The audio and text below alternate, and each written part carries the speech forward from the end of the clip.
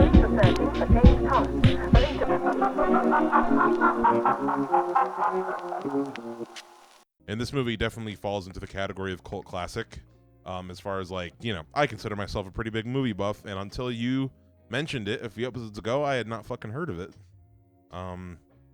So, this is definitely the kind of movie that I want to highlight on the show because just looking, after I watched it, I just like did a quick look on Wikipedia, just like about the production of it.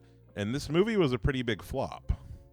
Yeah, which is like crazy considering like how stacked both like the cast and I guess like the director would become. Yeah. I think when it comes down to it at the end of the day, I feel like my guess is they probably promoted this movie as way more of like a traditional kind of Western, which, I mean, as far as the story goes, it kind of is, but the execution of it is what makes it really stand out. And it's like, I don't know, it's kind of hard to do a Western nowadays unless you have aliens or something in it. Yeah, yeah. I imagine the 90s were like super friendly to the genre. Plus it's like, I want to say it's Sam Raimi's first big movie in Hollywood. I'm trying to think if he did anything between that and Evil Dead. Well, Evil Dead 2 had already come out, and Evil Dead 2 was was somewhat of it. This was pre-Spider-Man. I know that for sure. This was post-Darkman. Yeah, 1 second. Yeah, post. Okay, so I guess Darkman would be his other, like, I guess, Hollywood breakthrough, besides the Evil Dead movies, I guess.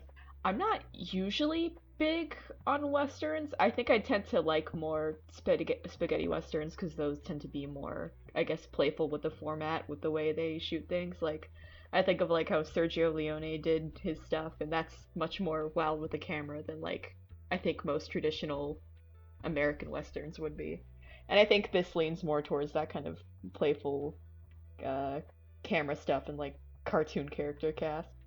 Yeah. Very comic book. I felt very, not just because it's Sam Raimi and he's a little bit known for superhero stuff, but I definitely felt like this very much felt like a graphic novel come to life. Like I could see the panels while I was watching it. I feel like Sam Raimi rides the line really well between making something that is like a really goofy, cartoonish, like outlandish stuff, but combining it with like really hard-hitting moments that kind of knock you back into reality. Yeah, that's what kind of came to mind during when I was rewatching this time was like, because you look at the Evil Dead movies and like I think they do lean more into like the cartoon horror of it, and then you look at Spider-Man and it's very sincere with the dramatic moments, and this seems to kind of be a bridge between him starting to like take his story more seriously as like a dramatic emotional piece while still, still being kind of a silly guy.